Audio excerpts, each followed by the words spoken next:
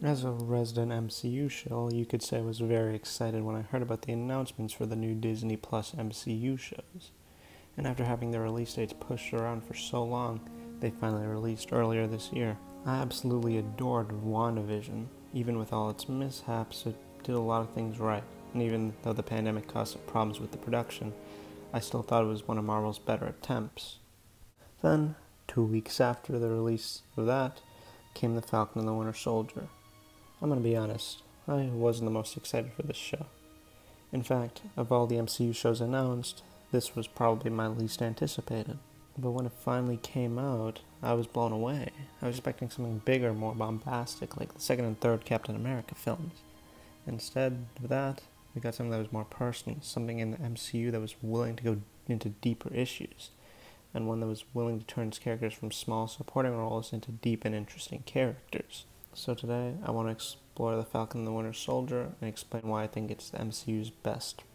I know Marvel hasn't had the greatest track record with their films. Even as a huge MCU fan, I'll admit, some of their films are pretty average, especially when compared to some of the other entries in comic book movie genre. And while I loved WandaVision, I'll admit that even that wasn't Marvel's best. But that could be chalked up to the rushed final episode, which was caused by the pandemic screwing its production over. The Falcon and the Winter Soldier was different. Yes, the final episode was also a bit rushed, but everything else about the show was amazing.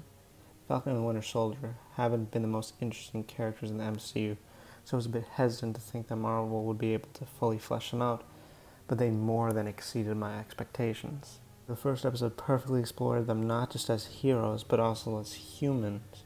We could see Sam's financial trouble and Bucky's PTSD. Both of them have been touched on before, but they were never really explored. It also explores something else that's incredibly important to the MCU, the legacy of Captain America.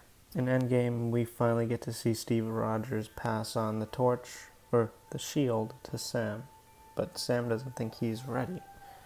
Bucky was Cap's best friend, and seeing the shield be tossed away by its owner breaks him, as shown by one of my favorite moments in the show. So maybe he was wrong about you, and if he was wrong about you, then he was wrong about me. This disappointment in Sam is worsened by the rise of John Walker as the new Captain America. I know not everybody loved John Walker as a character, and while I did find his redemption arc to be a bit rushed, I thought he was one of the better characters in the MCU. I thought that he was a good addition to show how America treats its veterans, although they did do it slightly better with Isaiah Bradley. But the way he acts nothing like Steve Rogers, despite the fact that everyone expects him to, makes him more interesting in my opinion. Also, I like the way they contrast how Walker assumes he's ready to be Cap compared to Sam's uneasiness about accepting the mantle, because it proves who was always meant to take the shield. Sam was ready because he knew what it meant to be Captain America. John Walker wasn't because he thought he understood. Walker repeatedly says he was chosen because he made hard choices under pressure, but those choices he made weren't always the hard choices that Captain America needed to make. It's not until he murders someone in broad daylight that he faces consequences. And I know a lot of people don't like his redemption arc, but I actually thought it fit with his character. The writers spent the first few episodes trying to make us care for him. Then the next few episodes show us that he wasn't ready to be the next Captain America. His climax is when he kills a man after witnessing the death of his friend. By the end, he does want to get revenge, but they do show a slight change in that final episode of how, instead of getting revenge, he chooses to save people. Maybe his arc could have been a bit longer, or maybe this was just the start of his redemption in the MCU. Now, time to get into the best part of the show, Sam Wilson's journey to becoming Captain America. I think many people can agree that Sam Wilson wasn't the most developed character coming into the show. But it isn't until the first episode of The Falcon and the Winter Soldier that he actually feels like a real character, like someone that we can connect to. The first episode also portrayed something important about Sam, his struggles. His money issues, he's discriminated against, and in terms of becoming the next Cap, he's powerless. He's scared to become the next Captain America because, as Isaiah Bradley says, "They will never let a black man be Captain America." This fear causes him to give up the shield, It allows John Walker to taint the legacy of that shield.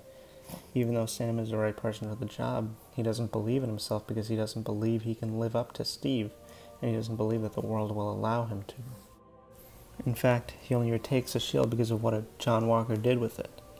Now in possession of the shield and stuck in a dilemma with the Flag Smashers, Sam has to become what Steve wanted him to become, because he is the right man for the job.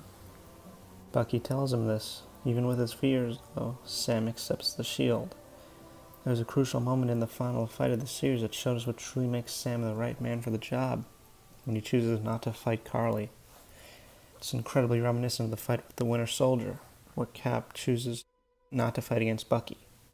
Or the same situation where he chooses not to fight against someone who's forced to do something they don't want to.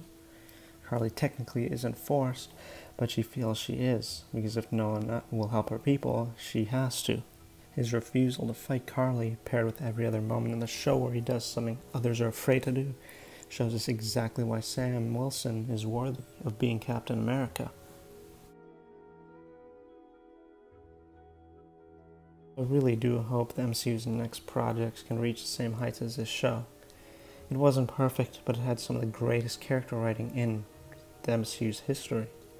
It proves that Marvel can tackle heavy issues, and that it can go deeper into the characters and make the MCU so lovable. For me at least, the flaws of the series can barely be considered when I see the spectacular moments in the final episode where Sam becomes Captain America. This show is far from perfect, but I do think it is the best thing Marvel has made, and I think it'll go down as one of the best comic books or movies ever made.